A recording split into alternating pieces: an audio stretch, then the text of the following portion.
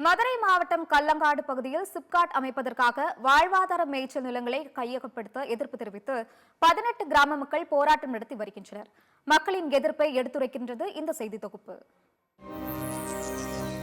தொழில்துறையின் வளர்ச்சியை கருத்தில் கொண்டு தமிழக அரசால் கடந்த 1971ஆம் ஆண்டு தமிழ்நாடு மாநில தொழில்கள் மேம்பாட்டுக் கழகம் உருவாக்கப்பட்டது. இந்த சிப்காட்டின் கீழ் 24 மாவட்டங்களில் 50 தொழில் பூங்காக்கள் மட்டுமன்றி 7 சிறப்பு பொருளாதார மண்டலங்களும் இயங்கி வருகின்றன. தமிழகத்தின் பல்வேறு பகுதிகளில் புதிய சிப்காட்டை உருவாக்க அரசு முடிவெடுத்து அதற்கான பணிகளை மேற்கொண்டு வரும் நிலையில் மதுரை மாவட்டம் தும்பைப்பட்டி அருகே உள்ள கள்ளங்காடு பகுதியில் 279 ஏக்கர் பரப்பளவில் சிப்காட் அமைப்பதற்கு அப்பகுதி மக்கள் எதிர்ப்பு தெரிவித்துள்ள நிலையில்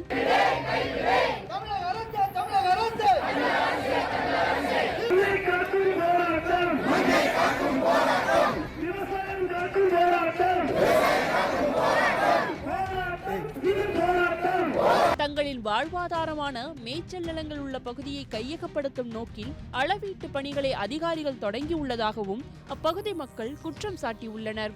இவங்க அந்த காலத்தில் முன்னோர்கள் காலத்தில் நாங்கள் எப்பயும் 3 தலைமுறை 2 தலைமுறை அங்கே போகிற 3 தலைமுறை நாங்கள் இருந்து அந்த செடி இல்லைன்னா நாங்கள் பிழைச்சிட்டு வர்றது அதுதான்.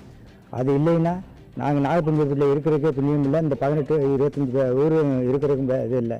சிப்காடுங்கிற ஒன்று எங்களுக்கு தேவையே கிடையாது. அந்த மாதிரி ஒன்று எங்களுக்கு வேணாம். இதை நாங்கள் கவர்மெண்ட்டை ஒரு கோரிக்கையாகவே வைக்கிறோம். எங்களுக்கு இங்கே வர ஷூ ஃபேக்ட்ரியோ மற்றபடி எந்த ஒரு கெமிக்கல் சம்பந்தப்பட்ட எந்த இதுவுமே எங்களுக்கு தேவையே கிடையாது. இது குறித்து அப்பகுதி மக்கள் கூறுகையில், தங்களது உயிரே போனாலும் அரசு இந்த பகுதியை கையகப்படுத்துவதை அனுமதிக்க மாட்டோம். கள்ளங்காடு மேய்ச்சல் பகுதி, இதன் மூலம் சுற்றுவட்டார கிராம மக்கள் பயன்பெறுகின்றனர். தாங்கள் இந்த கள்ளங்காட்டை நம்பிதான் வாழ்கின்றோம் என்று தெரிவித்த அவர்கள் தொடர்ந்து நமது செய்தியாளரிடம் கூறுகையில், சிப்காடுன்னு ஒன்று வந்துச்சு அப்படின்னா எங்களுக்கு விவசாய நிலம் அழியும்.